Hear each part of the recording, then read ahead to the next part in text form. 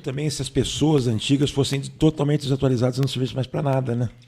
Não rola isso hoje. Mas aí que agora você vai me dar aqui, ó. Isso aqui é como se você encher aqui uma taça de vinho para mim, para falar de uma coisa que eu sou apaixonada, tá? Eu fiz 59 anos em dezembro, né? Quando eu fui passando dos 50 anos, é claro que dentro das empresas, com treinamento, com mentoria para líderes e para carreiras, eu fui abordada por muitas pessoas que me diziam assim: não, eu fiquei um tempo fora do mercado, eu quero voltar, eu estou velho ou estou velha. E agora? Como se a pessoa não se visse com uma saída, estivesse num labirinto. E aí, ajudando essa pessoa a desconstruir uma série de crenças, a gente foi enxergando várias possibilidades.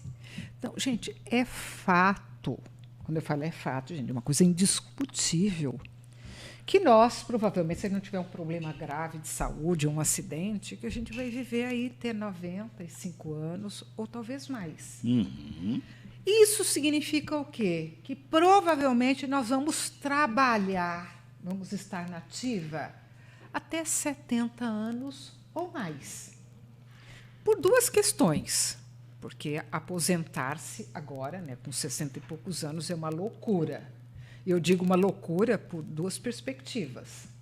Porque quem vai viver pressupõe que vai viver até 90 anos, aposentar aos 65 anos, o que vai fazer? O que vai construir? A outra é que tem muita gente que não tem uma fonte, uma reserva financeira, um capital para poder se bancar aí ao longo de parte das pessoas, 20 né, a 30 anos. Né? E aí o que resta? As pessoas buscarem fontes alternativas de trabalho. Eu não estou falando de emprego, porque emprego é esta relação que você tem um vínculo com uma organização e tal. Mas hoje, cada vez mais, nós vamos ver espaço, porque quando eu tinha 10 anos de idade, eu me lembro, eu dizia o seguinte: a população brasileira é uma população jovem, e havia um preconceito com o idoso. Tá? E hoje a gente vê que as pessoas de 50 a mais já estão se encaminhando não digo para velhice nessa fase, mas estão caminhando para uma outra fase, uma faixa etária diferente, um outro momento de vida. Então, eu me preocupo muito com isso, eu tenho estudado, feito pesquisas, eu acho que a gente está cada vez mais criativo, com 50, 60 anos. É claro que tem pessoas muito viciadas por conta da própria educação tradicional. Aí, isso é sempre o meu jeito de fazer, eu não vou mudar. Mas eu conheço pessoas fantásticas, cultas, estudiosas, que se reinventam. Então, é um momento importante de nós buscarmos perspectivas de vida junto ao trabalho. Então, encontrar um trabalho. Não sei se vocês já ouviram falar, que é algo novo, chama-se gig economy. Não ouvi falar. Tá? Gig economy, tradução economia do bico. O que acontece? Até com jovens que têm uma mão de obra pouco qualificada, que se empregam no Uber, no Táxi 99, os aplicativos. Esses aplicativos de maneira geral, de alimentos, isso, iFood também, tudo isso. Porque eles não têm uma qualificação, são jovens, então eles têm uma espécie de um contrato, eles ganham por quanto produzem. Mas eles não são obrigados a produzir tanto tempo. Então, o motorista de Uber ele pode ter 2 carreiras, ou ele pode ser motorista de Uber e estudar. Então, se ele produzir X, ele ganha X. Né? E a tendência é que isso aumente para as pessoas dos 60 a mais, que já não conseguem encontrar, porque a gente tem um preconceito chamado etarismo no nosso mercado. Centros maiores, empresas de porte maior, né, não vou dizer todas, já começam a fazer pesquisas e estudos, já começamos a vislumbrar carreiras futuras que vão empregar, quer dizer, não vou dizer empregar, né, mas elas vão manter contrato com a turma dos 60 a mais. Uhum. O que é... eu estudei isso num material da Fundação Dom Cabral. Eles vão aproveitar a sabedoria, expertise da população 60 a mais. Eu estudo muito. Os contratos. Ou fazendo prestação de serviços dentro das expertises deles. É que a minha área de estudo é previdência social. Isso conversa diretamente com previdência, com os problemas previdenciários que nós temos e tudo mais. Você pensa lá daqui a 15 anos, como é que nós vamos estar? Sim, como um que colapso, já tá hoje? Um colapso. Né? Aquele problema da pessoa não ter mercado, porque as empresas já não o contratam, mas ele ainda não tem os requisitos para uma aposentadoria, não tem uma idade ou um tempo mínimo de contribuição ou alguma outra exigência que haja, e ele fica num limbo, que é seríssimo. Deixa eu dizer uma coisa. Pesquisas mostram aí na pandemia, porque assim, a gente vê uma população aqui grande do Brasil empreendendo, mas a gente também sabe, pelas próprias pesquisas, ele é empreendedor. Mas a gente vê pelas pesquisas que as empresas fenecem 1 ou 2 anos, por uma série de razões aqui, que eu acho que até são óbvias. Sim. Mas nesse momento da pandemia, quem que foram as pessoas, em primeiro lugar, desligadas?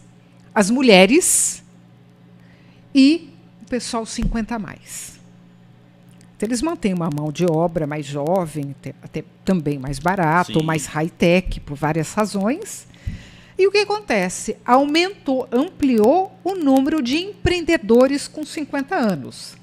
Aí a questão que eu vejo, porque eu já atendi alguns casos de mentoria, embora meu trabalho não seja focado exclusivamente no empreendedorismo, mas você vai conhecendo algumas experiências. Eu já atendi clientes que pensavam, sabe aquela coisa de querer ter um negócio, ter uma carreira no mundo corporativo, uma carreira gerencial e uma vontade, ao mesmo tempo, um medo. Acho que a vontade e o medo são meio que se regulam ali, né? Acho que dá medo porque tem uma motivação. E aí, o que eu percebi? Que tem empreendedores que têm um perfil mais tradicional. Que eles não têm um perfil para correrem riscos, se aventurarem, fazerem coisas ousadas, diferentes. Muitos deles vão contratar franquias, pesquisar franquias, um modelo mais tradicional de empreendedorismo. Aí, na minha perspectiva como mentora de carreira, porque eu atendo desde jovens que estão saindo das universidades, até profissionais que estão com 65 anos de idade, que querem fazer um reposicionamento da carreira e querem fazer uma reflexão e repensar como que eles vão se recolocar no mercado, em qual posição. Eu acho isso um trabalho extremamente rico, interessante, porque eu estou trabalhando com gente que já tem uma jornada de vida, uma trajetória de carreira interessante, para a gente ter conversas mais maduras, né? O fato é que nós temos tempo para viver. Então, a gente precisa criar alternativas e possibilidades. Outra informação que me ocorre aqui é que, diferente de 30, 40, 50 anos atrás, hoje as pessoas conseguem transitar em 2 carreiras diferentes. A gente chama assim carreira primária e a carreira secundária. Então, a carreira primária pode ter até a ver com a graduação, com a especialização dela dentro de uma organização no mundo corporativo. Mas, em algum momento, e é natural, esse profissional começa a pensar assim: eu já não tenho aquele mesmo desafio, não tenho aquela mesma motivação. Eu tenho aqui uma fonte de segurança, tenho um trabalho que eu já tenho uma expertise, eu conheço, mas eu estou sentindo necessidade de criar algo diferente. Aí você começa a ver esse pessoal fazer alguns projetos que vão trabalhar com consultoria, com docência, abrir com mentoria, uma loja de vinhos. Ter um negócio paralelo e ter dois tipos de carreira. Eu acho extremamente saudável se a pessoa consegue manejar isso bem. E o que é que eu tenho observado? Que muitas vezes a fonte de satisfação maior está na carreira secundária. Olha só. E isso quando a pessoa já tem uma certa idade. E muita gente vai para a carreira secundária porque ela precisa de uma renda. Também, né? Ela precisa de um complemento de renda. Mas também tem esse caso de uma carreira secundária vai me proporcionar o prazer de experimentar coisas, trabalhos públicos e relações diferentes. que são, eu volto a falar, porque isso aqui fica na minha mente, verdadeiras fontes de inspiração. Eu estou olhando para o Edmilson aqui, eu estou me conectando com ele está se sentindo muito inspirado com o que eu estou falando, porque eu estou vendo o olhar dele, porque eu acho que isso tem a ver com esse business seu. Porque você chegou aqui, a gente chegou aqui, você começou a contar uma história. E eu senti que a tua história é muito apaixonada. Né? E Palermo é cultura italiana. Né? Então tem toda uma história italiana, então acho que tem toda uma tradição. Claro. E o Edmilson eu conheço, né, da época da consultoria, na época que você fazia, né, fazia gestão. E acho que é um momento de vida, né? Você também você também era jogador de basquete, né? Continua ainda. A última vez que a gente conversou, você tinha sofrido um acidente, você estava meio deprimido. Tô melhor agora. Na verdade é o seguinte, eu estava, na época que a gente conversou sobre isso, eu estava ainda com a minha artrose ainda me incomodando, né? Depois eu fiz a cirurgia. Você fez? E acabei voltando a jogar depois da cirurgia. Você fez ali uma prótese? Coloquei prótese. Jura? No lado direito. E voltei a jogar. Óbvio, né, que eu tive que reaprender a jogar com a prótese, né? Claro que sim. Mas continuo. E aliás, o bacana que você falou é porque voltar a jogar é a questão da conexão. Principalmente quando você já está no Master. É a conexão com os seus amigos. De tantas vivências positivas e negativas, né? Que em algum momento eram seus adversários, em outros momentos eram seus parceiros. Então é muito comum isso acontecer, né, no esporte. Edmilson, deixa eu fazer uma pergunta. Sim. Quando você se reúne hoje para jogar, sim, é óbvio que tem a competitividade, a vontade de vencer um jogo. Claro. Mas isso ainda é a coisa mais importante? Bom você ter falado nisso. Tem dois lados aí. É interessante. Tem algumas pessoas que ainda têm coisas mal resolvidas no passado que continuam até hoje ainda. É o cara que vai te marcar na pesado hora que porque vai dia na quadra, a coisa come solta mesmo. O cara não quer tal. Ele quer te pegar. Não quer pegar, ele não quer perder para você. É uma rixa antiga e tal. Mas a maioria é uma confraternização. Olha, é um prazer de estar lá reunido, de poder estar lá jogando. Não importa quem ganhou, é importante estar lá na quadra. E você está enquadrado em qual? Com quem você quer que eu esteja jogando? Depende de quem tá no jogo, né? Depende do jogo. Depende de como foi formado. Na verdade, sempre eu tive uma boa relação com todo mundo. Eu não tenho assim nenhum grande inimigo que seja assim. Não, do que eu te conheço, eu imagino justamente mas isso. Tem outras pessoas que têm isso, é muito marcante. Aliás, até, tem uma história curiosa, que aqui em Londrina, quando a gente jogava, naquela época não tinha micro-ônibus, não tinha essas comodidades de hoje, era Kombi, né? Então a van da época chamava Kombi, gente, né? Eu sou mais antiga, eu sou da época do Jeep. Então a gente, quando ia jogar fora, a gente ia pegar uma Kombi para viajar. E a hora que chegava na Kombi, ninguém entrava. Por quê? Alguém estava esperando alguém sentar no lugar para não sentar do lado dele.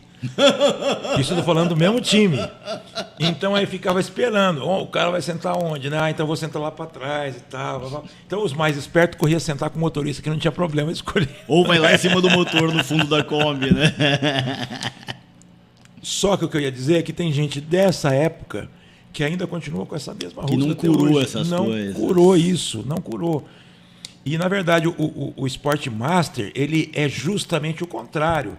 É você poder encontrar, poder contar as suas histórias, poder reviver aqueles momentos e ter a companhia de pessoas que fazem parte do seu mesmo pensamento. E eu né? imagino que, nessas alturas do campeonato, competir para ganhar, né, como os jovens fazem, já não é o primordial. É legal.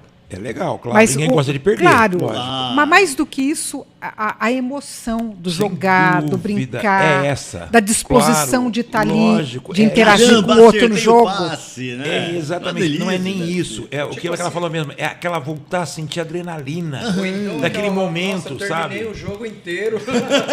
Porque é diferente. Também. Porque é diferente. Tô vivo. Não, mas quando eu falo de acertei o passe, é satisfação de falar, caramba, eu ainda sei fazer isso. Claro, mas estou fazendo bem feito. O que é diferente é quem já viveu aquela emoção de ter jogado, efetivamente ter jogado mesmo, de verdade, né? Não é brincado. Sim. É ter ali participado de torneio, de campeonato, mesmo, de ter ganho, de ter perdido, de ter sido o herói, de ter sido o vilão. Bandido, o vilão, entendeu? E aí você voltar a sentir aquela emoção. Né? Então, isso que é o bacana, não tenha dúvida que é isso. Né? Mas você se refere a uma outra coisa interessante aí, que é a questão dessa convivência da gestão. Né?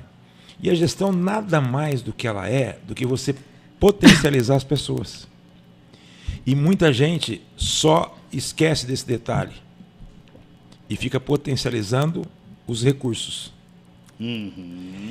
Muitos nos processos de recuperação de empresas, só foi possível recuperar a empresa porque as pessoas ainda acreditavam no negócio. Quando as pessoas não acreditavam, você não consegue fazer absolutamente nada.